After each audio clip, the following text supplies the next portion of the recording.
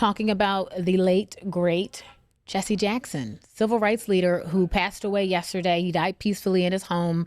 His family says that they were surrounding him. They probably had an idea that this was coming. He had struggled for a while with, and they said it was a neurodegenerative disease. It was like Parkinson's. And then I believe he was actually diagnosed with Parkinson's. But I mean, this is a man who we have known to be politically aligned with Dr. Martin Luther King Jr. And then after Dr. King passed, he like really sort of emerged as his successor in terms of leading the civil rights movement. He was a powerhouse, whether you liked him or not. He was one of those men who just stamped his mark in history. We were discussing kind of pre-show about this, and you think about his passing, and at the same time, John Lewis passes away in 2020. You still have, Al Sharpton out there and Jim Clyburn and some of these other, but we are losing one by one these touchstones to the civil rights movement, these people who were instrumental in really bringing about a revolution within the United States. And I think it's to the detriment of current generations and future generations to not have these people you can still interact with.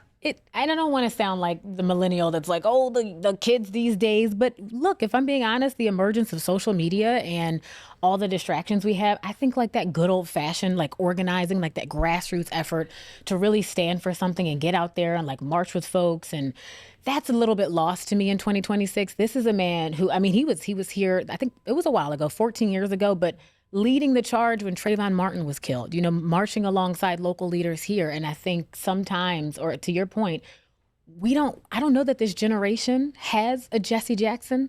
Maybe I shouldn't say this generation doesn't have one, but he is irreplaceable. Yeah. And not just irreplaceable from what he stood for, but also still kind of that arc that he represented and that ability to look at him and say, here's somebody who was with, was with the various, members of the civil rights movement as they were, having the sit-ins, as they were, marching and standing up for equal rights. And I want to walk back something I just said. I will say what I appreciate the most about this generation with the emergence of social media is that they are using it to organize in their own right. So we see it on college campuses. We see it even in high school, students saying, hey, we believe in something. We want to make sure we get our voice heard. So maybe it's not civil rights, but I do recognize that we do live in a generation where people are not being silent about things that they're passionate about. And I think an example can be taken from the likes of Jesse Jackson and Dr. King and the John Lewises. Yeah, and their ability to remind us that so many of the things that we have now that we take for granted, the idea that it would be completely foreign to have separate water fountains, or to have separate parts of lunch counters, or, that blacks sit at the back of the bus.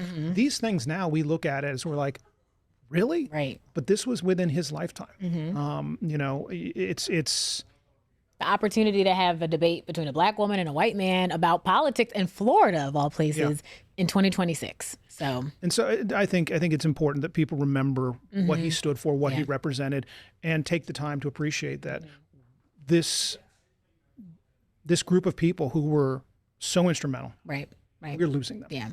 So we're going to see a lot more leaders, black, white, all different races, really coming out and sort of paying homage to him and remembering his legacy. We've already got an entire Black History page on clicko.com. I want to make sure you guys know that, because if you want to learn more about him, if you've only heard his name dropped in civil rights conversations, like many people do, or not everybody doesn't know everything about civil rights, you should certainly go on our website and look at the stories we posted about him and what he's done.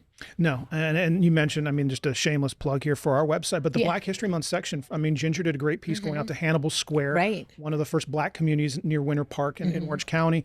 We talked about John Young. Yeah, we talked about John Young and his what he meant to this area to talk. And then also you have Ashley Garrett with her piece on the compensation that the state of Florida is now considering for the families of the Groveland Four. Yeah, and the Groveland Four is another deal. one who I think people forget how horrific that was. And now the state is taking it one step further and saying, we need to give these families some money for what was done to them. So and we've got more coming. Our entire newsroom is working on different pieces to bring you not only past history, but recent history unfolding here in our own backyard. So